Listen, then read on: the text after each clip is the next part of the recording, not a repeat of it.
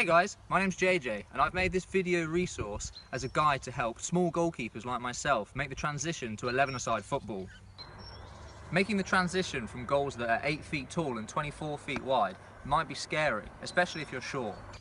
Confidence is such a key part of goalkeeping and something you might really lack if you're a short goalkeeper like myself. In this video, I aim to give you some helpful tips and advice that might help and aid that transition to 11-a-side football. For this teach, I aim to cover throwing and positioning off the ball. Throwing is something that you can still be great at even if you're short, and positioning off the ball might actually help being short as you'll be more agile and quicker than the bigger goalkeepers. First up, the underarm throw. This is the most accurate throw and the easiest to master. It is useful when throwing to players near to you if no attackers are in the way. Point with your non-dominant hand and leg towards your target. Swing your arm back and then forwards. As your arm is swinging near to the ground, release the ball. Release before your arm starts to swing upwards, otherwise this will loop the ball up into the air, making it more difficult for the defender to control. Here are a few underarm throws in action.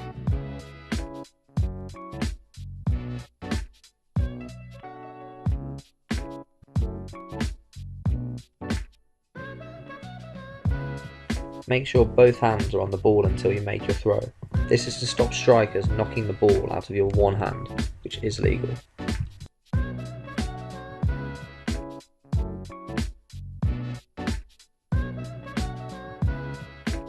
Next, the shot put throw. This throw can be used to throw a medium distance, and you can use it to throw over an approaching attacker. When you're ready to throw, hold the ball with one hand near to your shoulder on that same side. Again, point towards your target with your opposite arm and leg. Then, thrust your throwing arm forward and towards your target. Release when your arm is fully outstretched.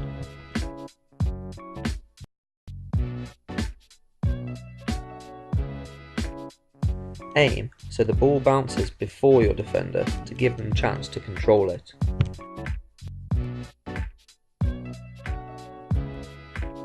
Finally, it's the overarm throw. This is the biggest of the throws and also the most fun.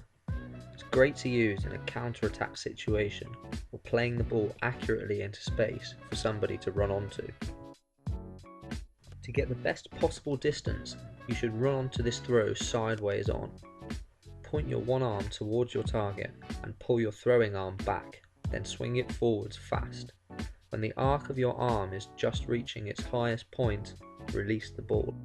Here's a couple of clips of the overarm throw in action.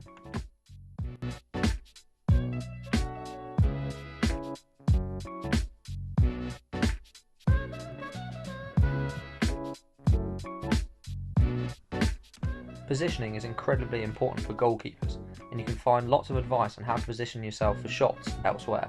However, positioning when your team have the ball is just as important and something not covered very often by goalkeeping trainers. You should feel comfortable positioning yourself as far out as possible. If the ball is in the opposition's box, you really can afford to walk yourself outside of your box and further still. Manuel Neuer, aka Sweeper Keeper, regarded as one of, if not the best keeper in the world, is a perfect example of someone who does this.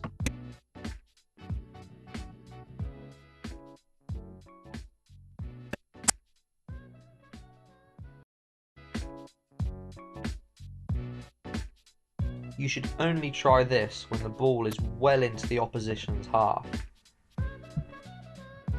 The idea behind positioning yourself as far out from goal as possible is that if possession changes quickly and the opposing team aims to break, you're in a great position to try and stop that attack. If a player then kicks a long ball for their striker to chase into your half, you have a 15 to 20 yard advantage that you wouldn't have had if you stayed near your goal, to chase the ball and intercept it before the striker does. The brilliant thing about this tactic is, if you don't feel comfortable that you'll get there in time, then that's fine. You have plenty of time to retreat back to near your goal and hope your defender can chase back and tackle. Being small may actually be beneficial for you as a goalkeeper in these situations, since you may well be quicker than the bigger goalkeepers, which is going to help you when trying to intercept those long balls. As a goalkeeper, you might feel uncomfortable coming far out of your area, especially if you haven't played 11-a-side before. However, when training on full-size pitches, practice positioning yourself far up the pitch when the ball is in the opposition half, and you'll quickly learn that it's a really useful thing to do.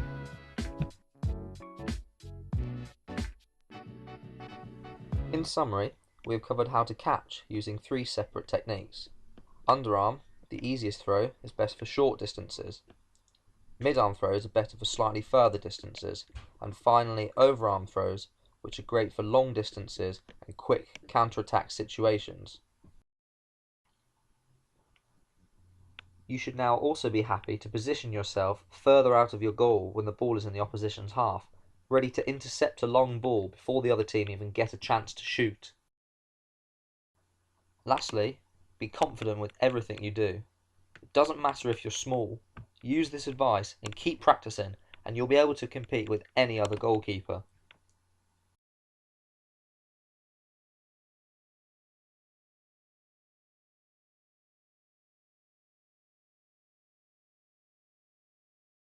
Hey guys, my name's JJ and I've made this video resource as a guide to help small goalkeepers like myself make the transition to 11-a-side football.